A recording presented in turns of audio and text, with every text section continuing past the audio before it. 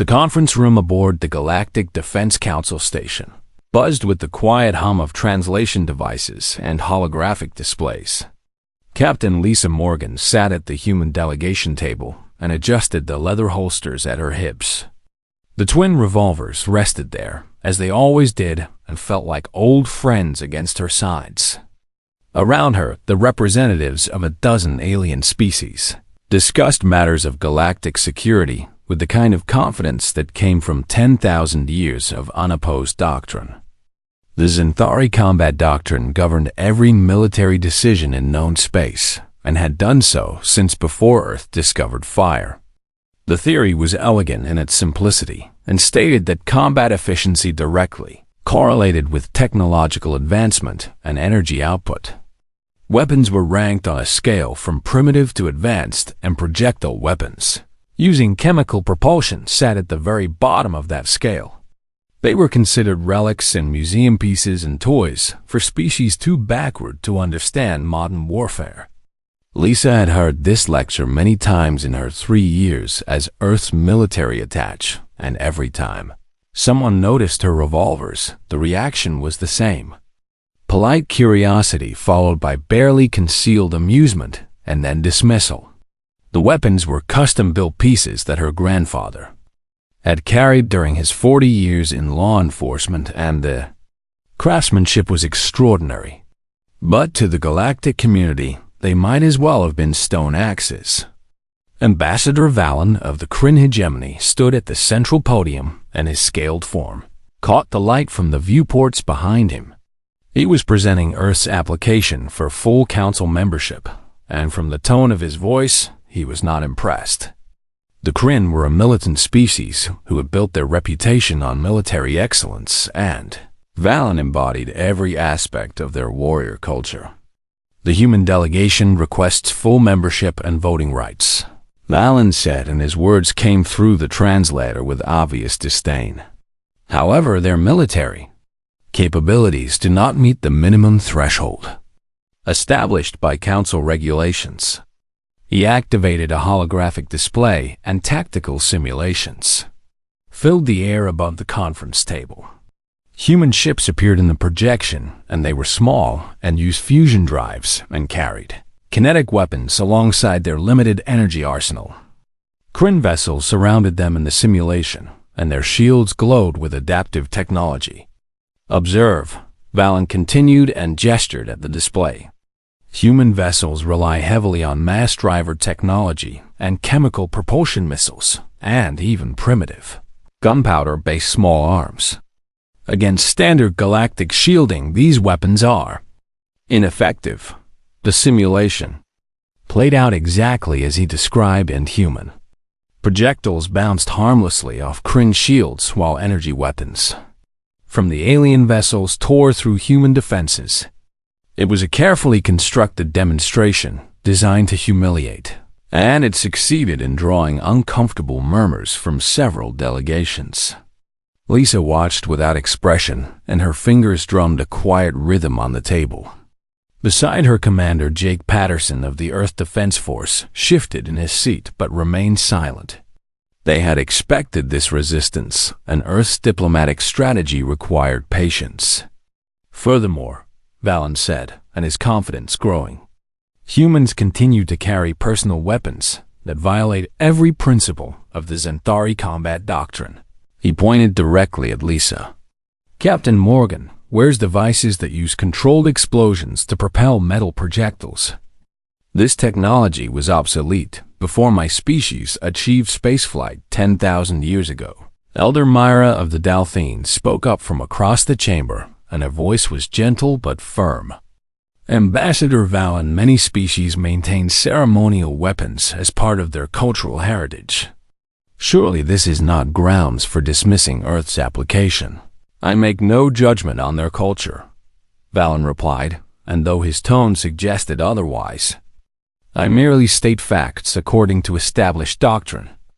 Chemical propulsion weapons cannot penetrate modern shielding, and cannot match the range or efficiency of energy weapons, and cannot be integrated with tactical AI systems. They are primitive. Lisa cleared her throat and the sound drew attention across the chamber. She stood slowly and smoothed her uniform jacket with deliberate care. When she spoke, her voice carried clearly, without the need for raising volume. "Ambassador Valen, I have a question," she said. "The Xanthari combat doctrine has governed galactic warfare for 10,000 years, as you mentioned. In that time, how many conflicts have involved species outside the doctrine's technological assumptions?" Valen's expression shifted slightly, and uncertainty flickered behind his eyes. "I do not understand the relevance of this question." "How many?" Lisa pressed. "The doctrine assumes all participants have energy weapons and adaptive shielding and AI integration. But how many wars have you fought against opponents who don't use those technologies?" The chamber fell quiet, and several representatives leaned forward with interest. Valen opened his mouth and closed it and then said, "None. All civilized species achieve these technologies before achieving spaceflight. It is the natural order of development. Natural for you, perhaps," Lisa said. "Earth developed differently. We achieved spaceflight while still using chemical propulsion and mass drivers, and yes, gunpowder weapons. We built space stations while our soldiers carried rifles, not plasma guns. You'd call it primitive, but we call it our history." She rested her hands on the revolvers at her hips, and the gesture was casual, but drew every eye in the room. "These weapons belonged to my grandfather, and he never fired them in anger during 40 years of keeping the peace. They're not ceremonial, and they're not toys, and they're not museum pieces. They're tools, and on Earth we never throw away tools that work." Valen recovered his composure and smiled with the confidence of someone who knew he held the superior position. "Captain Morgan, I mean no disrespect to your family traditions, but sentiment does not change tactical reality. Your weapons cannot harm a shielded opponent, and this is mathematical fact, not opinion." "Mathematical fact based on untested assumptions," Lisa replied. "Your shields analyze energy signatures and adjust resistance accordingly. They're designed to counter energy weapons because that's all you've ever faced. But you've never tested them against weapons that don't produce detectable energy signatures." Until the moment of firing, the chamber erupted in murmurs, and several military advisors began consulting their data terminals. Valen's smile faded slightly, but he maintained his authoritative stance. "The Council appreciates Earth's perspective," he said, and his tone making clear he did not. "However, without demonstrated capability against modern defenses, humanity's application cannot be approved. The Xanthari combat doctrine is not merely theory, and it is the foundation of galactic security." He returned to his seat, and the discussion moved to other matters, but Liza noticed several representatives watching her with new interest. Elder Mira caught her eye and gave a small nod that might have been approval or might have been sympathy. After the session ended, Jake found Lisa in the observation deck that overlooked the massive station and Earth on blue and white in the distance. "That was quite a speech," he said, "though I'm not sure it helped our case." "It planted a seed," Lisa replied. "Valen is arrogant, but he's not stupid, and he's going to wonder if I was bluffing." "Were you?" Jake asked. Lisa smiled and watched her homeworld turn slowly in the void. "The Kryn have been making moves near our colonies and expanding their territory in our direction and pushing boundaries to see if we'll push back. Sooner or later, Valen is going to escalate, and when he does, he's going to learn something important." "What's that?" "That the difference between primitive and effective," Lisa said and touched one of her revolvers, "is whether it gets the job done." 3 weeks after the council session, Earth received a formal communication through official diplomatic channels, and the message carried the seal of the Kryn hegemony. Lisa stood in the briefing room aboard the Frontier alongside Commander Jake Patterson and General Chris Bennett, who had traveled from Earth specifically for this meeting. The holographic display showed the Kryn message in stark, translated text.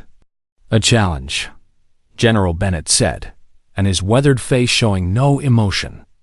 They're actually invoking the old combat trial protocols. Jake leaned forward and read the terms aloud. The Kryn hegemony formally challenges humanity to resolve our territorial dispute through sanctioned combat trials as provided for in Galactic Council Regulations Article 742. Single combat between chosen champions and best-of-one engagement, and the victor's terms to be legally binding. What are their terms? Lisa asked, though she already suspected the answer. If we lose, we cede 3 colony worlds, Jake continued. New Montana and Perth Station and the Kepler settlement. If we win, they cease all territorial expansion in human space and support our full council membership. The room fell silent, and the weight of the stakes pressing down on everyone present. Those 3 colonies represented 15 years of human expansion and housed over 200,000 civilians. Losing them would be devastating both strategically and psychologically. This is Valen's doing, General Bennett said. He wants to humiliate us publicly and prove his point about primitive technology. Who's their champion? Jake pulled up another file, and a holographic image appeared showing a towering Kryn warrior in full combat armor. Battlemaster Torvan, and decorated veteran and 43 consecutive victories in challenge duels. He's never lost a sanctioned combat. The image rotated and showed Torvan's armor in detail. Adaptive shielding covered every surface and capable of analyzing incoming attacks and adjusting resistance in microseconds. His primary weapon was a plasma lance that could punch through starship hulls, and his secondary systems included energy nets and pulse grenades and tactical AI support. He's 7 feet tall, Jake added, weighs nearly 400 pounds in armor, and has cybernetic enhancements to his reflexes and strength. The Kryn don't choose champions lightly. General Bennett turned to Lisa, and his expression grim. I'm recommending we send Lieutenant Ryan Cooper from Special Forces. He's trained with our latest energy weapons and has combat experience against simulated Kryn tactics. It's our best chance. No, Lisa said quietly. Both men looked at her with surprise. Captain Morgan, the general began. I volunteer, Lisa said and met his gaze steadily. I'll be Earth's champion. Jake stood abruptly. Lisa, you can't be serious. This isn't a diplomatic gesture, this is actual combat. Lethal force is permitted in challenge trials. I know the rules, Lisa replied. And I know what I'm doing. General Bennett shook his head. Captain, you're an excellent officer, but you're not a frontline combatant. You carry those revolvers for ceremonial purposes, and Cooper is trained for this kind of engagement. Cooper is trained to fight the way they expect, Lisa said. He'll use energy weapons and modern tactics and adaptive strategies and everything the Xanthari combat doctrine teaches. He'll fight their fight, and on their terms, he'll lose. She walked to the holographic display and studied Torvan's armor. That shielding is designed to counter energy weapons. It analyzes electromagnetic signatures and particle emissions and adjusts its resistance accordingly. It's sophisticated technology built on sophisticated assumptions, and your revolvers will somehow overcome it, General Bennett said with clear skepticism. My revolvers don't produce detectable energy signatures until the moment the gunpowder ignites, Lisa explained. No electromagnetic buildup, and no particle emissions, and no charging cycle. Just chemical propulsion, and that shield's eye has never encountered anything like it. Jake rubbed his face with both hands.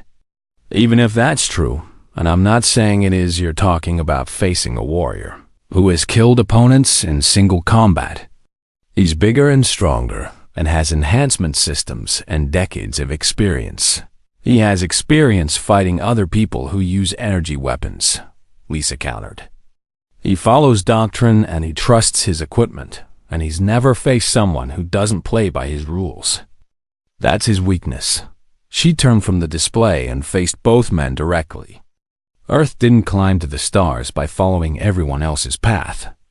We got here by being stubborn and adaptive and willing to use whatever works.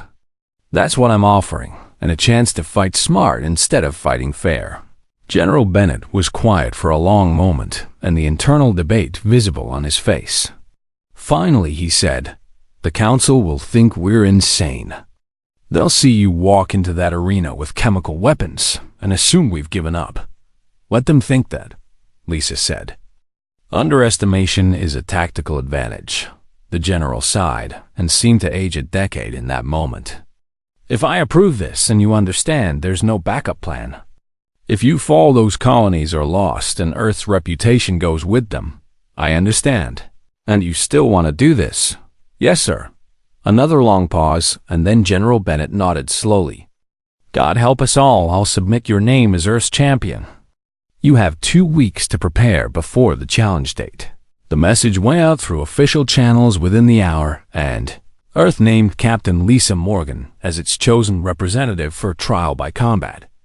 The response from the galactic community was immediate and almost universally dismissive. News feeds across known space showed images of Lisa alongside Torvin, and the size difference alone seemed to tell the complete story. Elder Myra sent a private message expressing concern and offering Earth the chance to reconsider. Several smaller species sent similar communications, and their worry thinly veiled behind diplomatic language.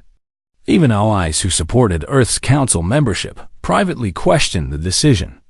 Valen's public statement was brief and dripping with false sympathy. "The Kryn hegemony respects Earth's choice of champion, though we question the wisdom of sending an officer armed with primitive weapons against a battlemaster.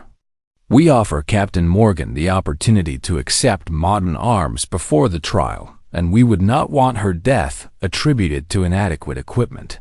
Lisa watched the statement with Jake in the Frontier's rec room. When it ended, she smiled slightly, and the expression cold enough to make Jake uncomfortable. "He's offering you a way out," Jake said. "You could accept their weapons and at least have a fighting chance." "He's trying to force me to validate his doctrine," Lisa replied. "If I accept energy weapons, then he wins even if I somehow beat Torvin. He gets to prove that modern technology is necessary and that human weapons are useless." She stood and stretched and rolled her shoulders like a fighter preparing for a match. "But if I walk in there with these," she touched her revolvers, "and I win, then the entire Zentari combat doctrine has to be reconsidered.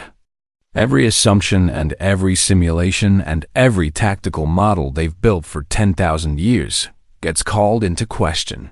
And if you lose, then I die proving we tried something different." Lisa said simply, "But Jake, I've been training with these weapons since I was 12 years old. My grandfather taught me, and his father taught him, and this knowledge goes back centuries on Earth. The Kryn have better technology, but we have something they don't." "What's that?" "We remember what it was like before the technology," Lisa said. "We remember how to fight when the power fails, and the shields drop, and the AI stops working. We remember that a gun is just a tool, and the person holding it matters more than the specifications." She headed for the door and paused at the threshold. 2 weeks until the challenge, and I'm going to spend every hour practicing and preparing and making sure that when I face Torvin, I'm ready. Not ready by his standards, but ready by mine." Jake watched her go, and the confidence in her stride somehow both reassuring and terrifying. He pulled up the challenge documents again and read through the terms and the stakes and the protocols. Somewhere in the back of his mind, a small voice whispered that maybe Lisa knew something the rest of the galaxy had forgotten. He hoped that voice was right, because in 2 weeks, Earth's fate would be decided by twin revolvers against a plasma lance, and the whole galaxy would be watching. The proving grounds on the neutral world of Sanctum had witnessed thousands of challenge trials over the centuries, and the arena floor bore scars from plasma fire and energy weapons and exotic technologies that most humans couldn't even name. Today, it would witness something different, though the assembled crowd didn't know that yet. Lisa stood in the challenger's entrance tunnel and listened to the roar of thousands of alien spectators filling the arena stands. Holographic displays floated above, The crowd showing odds and statistics and tactical analyses that all predicted the same outcome. Torvin was favored 97-3, and the 3% given to Lisa was described as statistical courtesy rather than actual probability. Commander Jake Patterson stood with her in the tunnel, alongside General Bennett, who had insisted on being present. The general looked like a man attending a funeral, and his jaw tight with tension. "Last chance to accept their weapons," he said, without much hope. Lisa checked her revolvers for the dozenth time, and the familiar weight of them comforting in her hands. Each cylinder held 6 rounds of custom-loaded .357 Magnum, ammunition and hollow-point bullets that her grandfather had sworn by. She had 4 speed loaders on her belt, and another 24 rounds ready if needed. "These are my weapons," she said simply. The announcement system crackled to life, and the translator rendering the words in a dozen languages simultaneously. Battlemaster Torvin of the Kryn hegemony and defender of the challenged territory. The crowd erupted as Torvin emerged from the opposite tunnel. His armor gleamed under the arena lights, and every surface covered in adaptive shielding that shimmered with barely contained energy. The plasma lance in his hands hummed with power, and the weapons reactor visible through transparent housing. He raised his arms to acknowledge the crowd, and their cheers doubled in volume. "Captain Lisa Morgan of Earth and Challenger," the announcer continued, and the tone noticeably less enthusiastic. Lisa walked into the arena, and the sudden exposure to thousands of watching eyes washing over her like a physical force. The cheers died down considerably, and replaced by murmurs of confusion and pity. She heard translations fragments through the audio, pickups, and many of them variations on the same theme, and primitive weapons and ceremonial suicide in humans. Don't understand modern combat. She ignored them and focused on Torvin across the arena floor. He stood perfectly still and assessed her with the practiced eye of a veteran warrior. Even at this distance, Lisa could see his posture shift slightly, and the confident relaxation of someone who had already decided this fight was over. Elder Mira's voice came through the communication channel to both combatants. "The challenge trial will commence according to Galactic Council protocols, and combat continues until one champion yields, or is rendered unable to continue, and lethal force is sanctioned but not required. Champions acknowledge." "Acknowledged," Torvin said, and his voice deep and resonant. "Acknowledged," Lisa replied. "Then let honor decide the outcome," Myra said. "Begin." The word had barely left her lips when Torvin activated his full combat systems, and the distinctive whine of charging plasma weapons filled the arena. His tactical display lit up with targeting data, and his eye analyzing Lisa's position and movement patterns and probable dodge vectors. He fired. 3 plasma bolts screamed across the arena floor, and each one capable of melting through starship armor. The Zentari combat doctrine called for overwhelming initial fire to test an opponent's defenses and establish tactical dominance. Lisa moved. She didn't run for cover because there was none close enough, and she didn't try to dodge because plasma moves faster than human reflexes. Instead, she moved forward and to the left at an angle, and her eyes not on the plasma bolts but on Torvin himself. His shoulders had shifted slightly before firing, and his weight transferring in a pattern that telegraphed his aim points. His AI might be perfect, but his body still obeyed physics, and Lisa had spent 20 years learning to read body language in high-stress situations. The plasma bolts passed through empty air where standard evasion protocols would have taken her. Torvin's tactical display showed anomalous results, and his eye flagging the miss as outside predicted parameters. Lisa kept moving forward and closed the distance between them with steady, purposeful strides.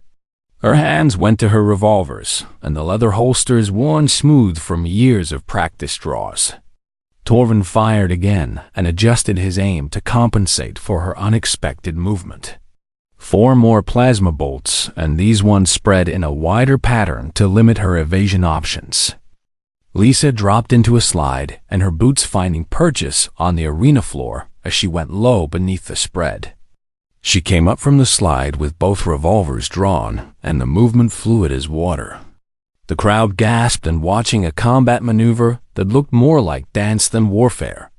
Torvin's shields activated automatically as Lisa raised her weapons, and the AI system detecting the threat and cycling through response protocols.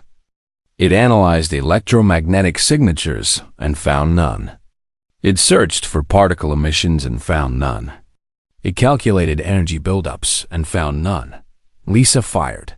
The sound of gunfire cracked across the arena and harsh and primitive, and completely out of place among all the humming energy weapons. 6 shots in rapid succession, and both revolvers firing in controlled rhythm, and the muzzle flashed bright in the arena lights. Torvin's shields flared and tried to calculate resistance. The AI system searched its entire database for similar weapon signatures and found nothing.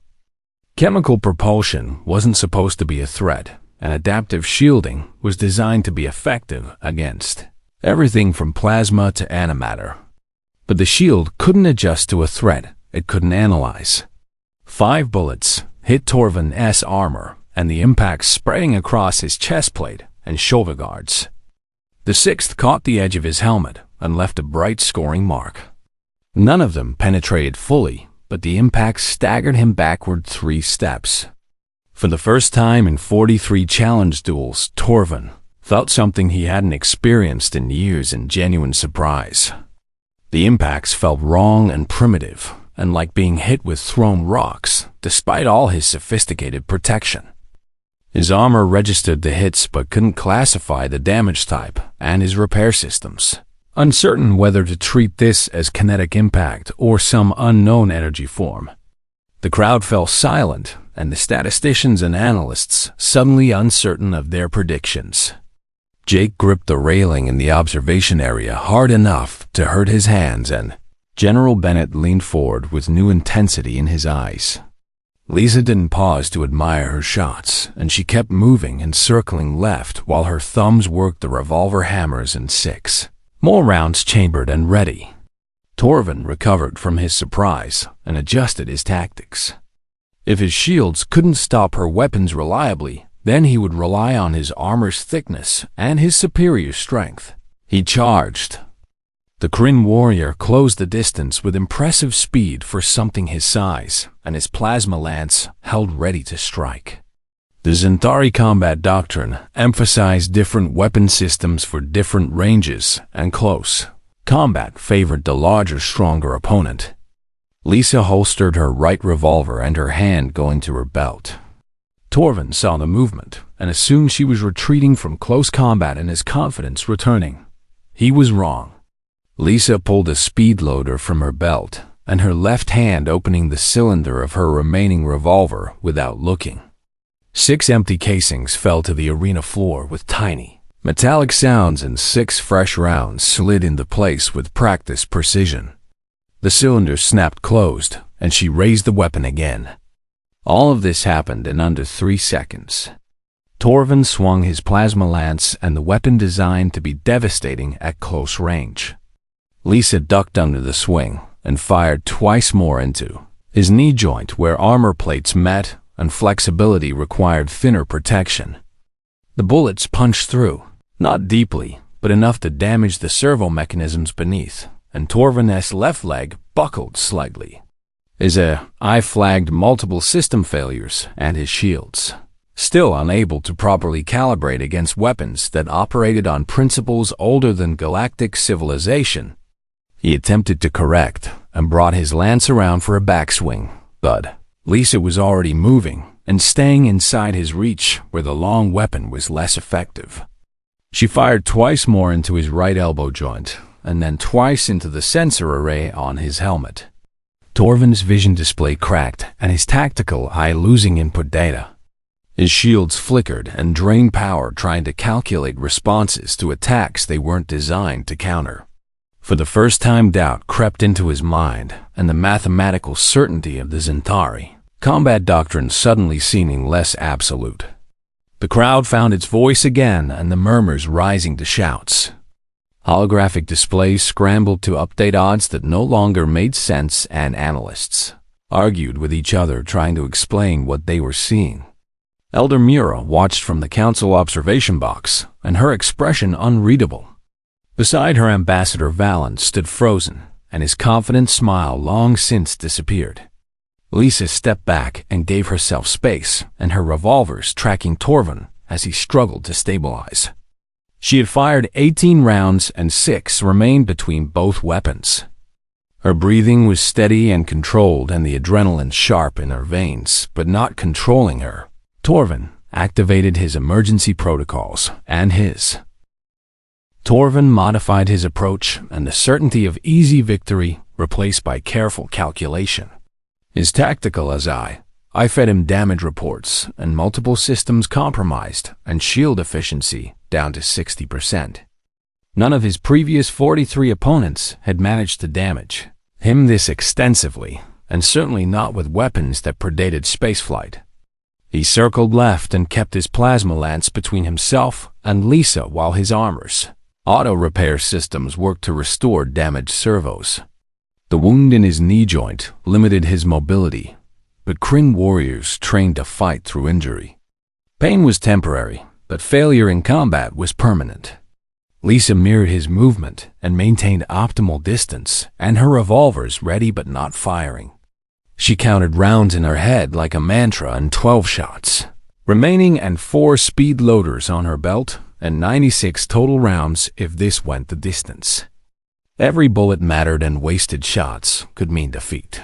The crowd had stopped cheering, and thousands of aliens watching in near silence as something impossible continued to unfold.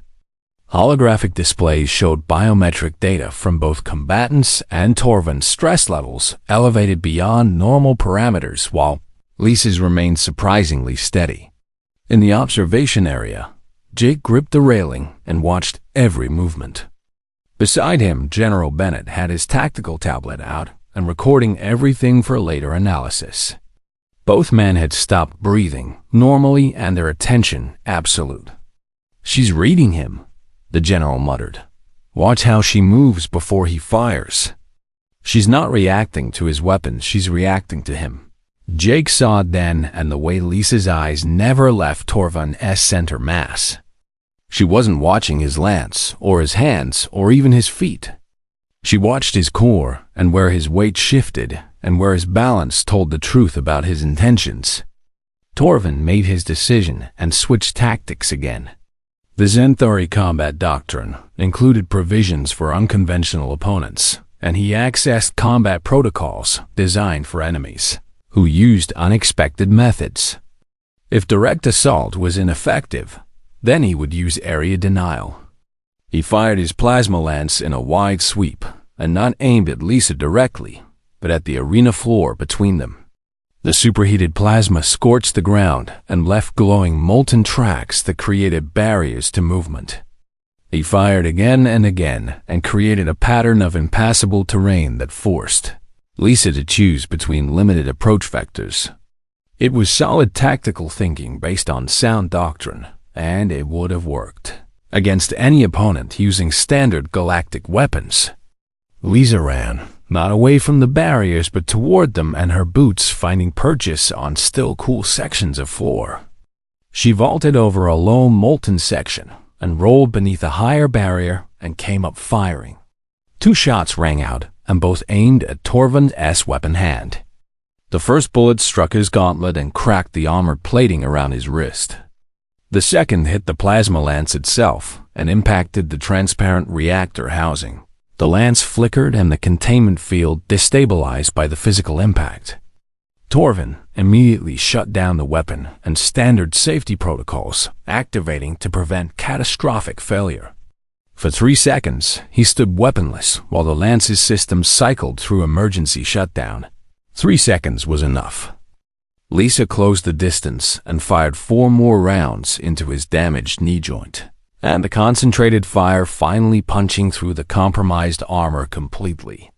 Torvin's leg buckled, and his massive weight working against him as his servos failed. He dropped to one knee and his lance coming back online, but his position now severely disadvantaged.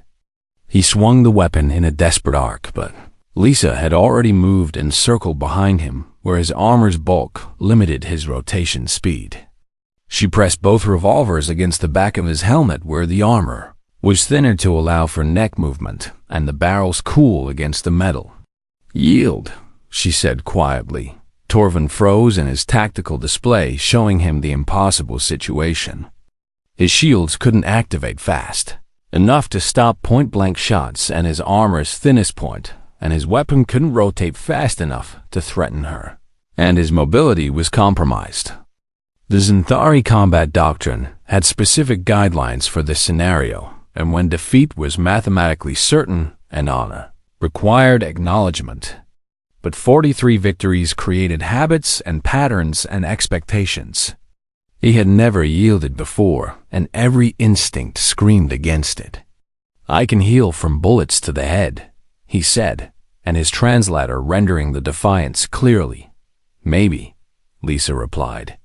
"But you'll have to explain to your medical team how you got shot in the back of the head, because you were too stubborn to admit defeat. That's not a warrior's death, that's just stupid death." The crowd held its collective breath, and thousands of beings, waiting to see if the Kryn Battlemaster would choose death over surrender. Torvin's hand moved, and not toward his weapon, but upward and open-palmed. The traditional Kryn gesture of yield. "I submit," he said, and his voice carrying across the arena. "Captain Morgan has won this trial by combat." The arena exploded in sound and shock and disbelief and confusion, all mixing into a roar that shook the stands. Holographic displays scrambled to update, and analysts argued frantically, and somewhere in the crowd a small group started chanting Lisa's name. Lisa stepped back and lowered her revolvers, but kept them ready until Torvan powered down his remaining combat systems completely. Only when his armor went into standby mode did she holster her weapons, and the leather creaking softly. She walked around to face Torvin and extended her hand toward him. The gesture confused him initially, and Kryn combat tradition didn't include helping defeated opponents. But Lisa's expression was clear, and this was respect, not pity. Torvin accepted her hand and used it to lever himself upright despite his damaged leg.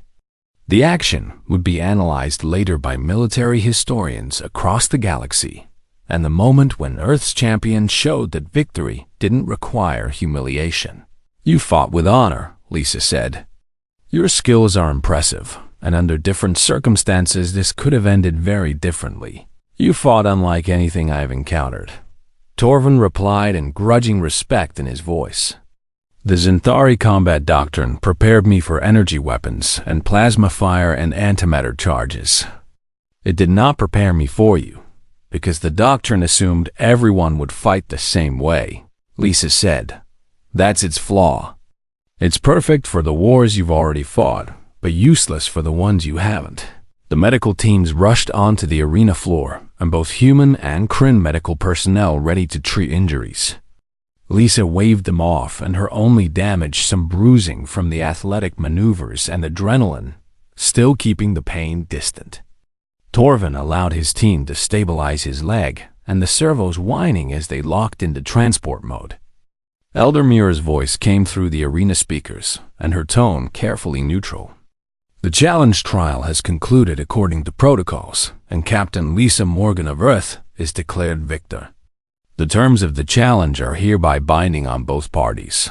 In the observation area, Jake let out a breath he hadn't realized he was holding, and General Bennett allowed himself a small smile. Around them, other human observers erupted in celebration, and the tension breaking like a dam. But in the Kryn observation box, Ambassador Valen stood silent, and his expression frozen between shock and calculation. Beside him, military advisors scrolled through combat data, and their previous certainties crumbling under the weight of recorded evidence. Lisa walked toward the exit tunnel, and the crowd parting to let her through. Some aliens reached out to touch her as she passed, and a gesture of respect in several cultures. Others simply stared, and trying to reconcile what they had witnessed with everything they thought they knew about warfare. Jake met her at the tunnel entrance, and his grin wide enough to hurt. "You actually did it. You beat a Kryn battlemaster with revolvers." "I beat his assumptions," Lisa corrected. "Torvin is a skilled warrior, but he trusted his doctrine too much and his own judgment too little. The moment he decided I couldn't be a threat, he had already lost." General Bennett arrived, and his tactical tablet clutched in his hands. "Captain Morgan, that was the most unorthodox combat performance I have ever witnessed, and I've been in this military for 30 years. You just rewrote every tactical manual in human space." "No, sir," Lisa said, and her fatigue starting to show now that the adrenaline was fading. "I just proved that the old manuals still work, and we just forgot to read them." She touched her revolvers and the weapons that had changed everything. "These belonged to my grandfather, and before him his father, and before that someone else, who needed reliable tools for dangerous work. They've been protecting people for over 200 years, and today they protected 3 colony worlds. They did more than that," the general said quietly. "They protected Earth's future and the galaxy. Once the Council ratifies this trial, we'll have full membership and voting rights, and most importantly, respect." Lisa nodded and then swayed slightly as exhaustion caught up with her. Jake steadied her with a hand on her shoulder. "Come on," he said. "Let's get you back to the frontier before you collapse. You can be a hero tomorrow, but today you need rest." As they walked back through the tunnels, Lisa could still hear the crowd behind them, and the sound different now, and not dismissive or pitying, but genuinely awed. In one afternoon, she had challenged 10,000.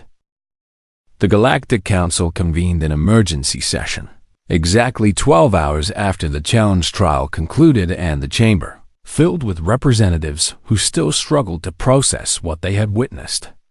Holographic recordings played on loop showing Lisa's victory from multiple angles, and each viewing somehow making it seem less believable rather than more. Elder Myra called the session to order, and her ancient voice cutting through the murmurs and arguments. "The challenge trial between the Kryn hegemony and humanity has concluded, according to established protocols, and the outcome is legally binding regardless of personal opinions about the methods employed." Ambassador Valen stood, and his posture rigid with barely controlled emotion. "Elder Mira, the Council must consider the implications of this outcome.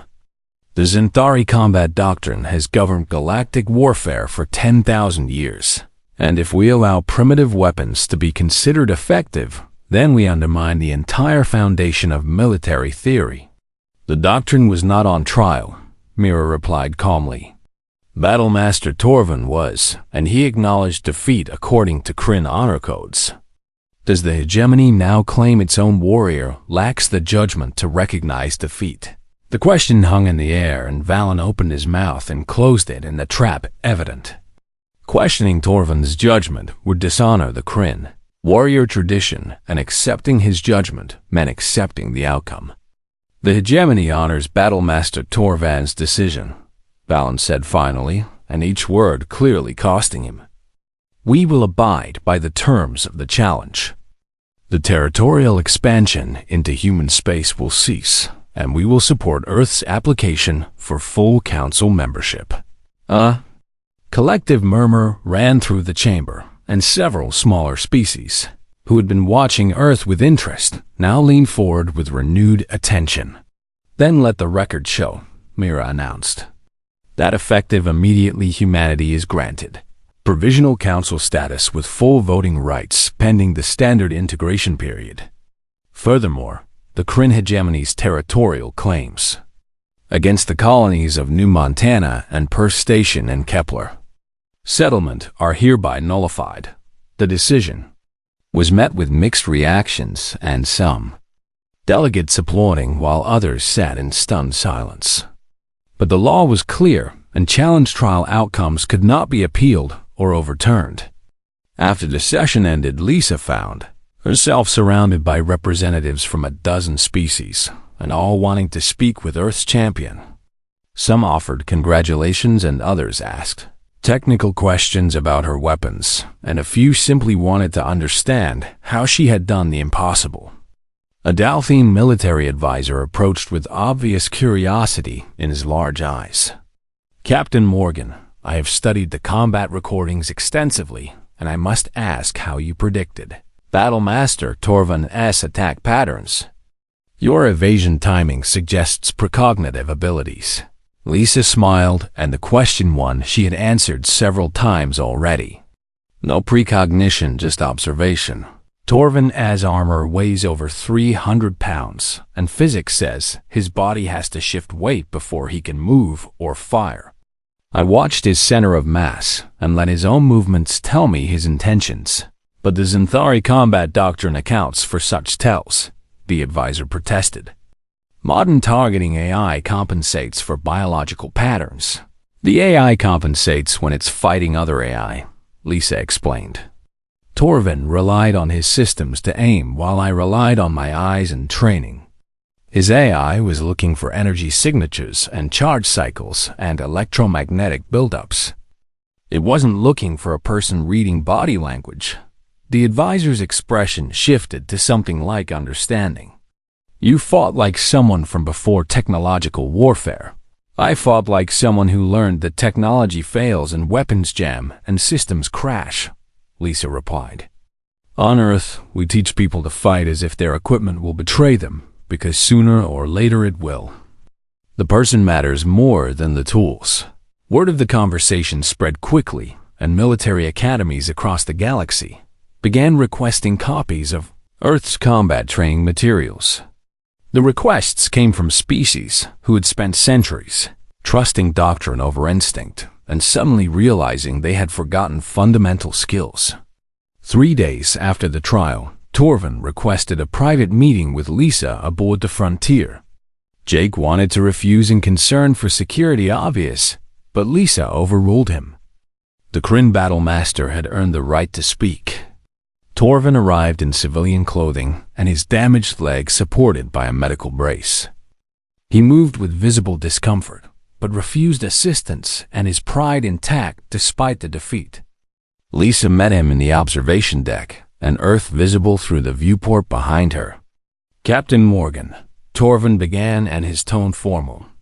"I come to speak warrior to warrior, not as ambassador or representative." "I'm listening," Lisa said. "I have fought in 44 challenge trials," Torvin continued. "I have faced opponents from 20 different species and wielded weapons of every classification in the galactic arsenal. I have studied the Xanthari combat doctrine since childhood, and I believed I understood the nature of combat." He paused and seemed to gather his thoughts. "You taught me that I understood only one kind of combat, and the kind fought by those who share the same assumptions and use the same technologies and follow the same doctrines. You fought differently, not because you lacked our weapons, but because you chose different weapons. The choice was strategic," Lisa said.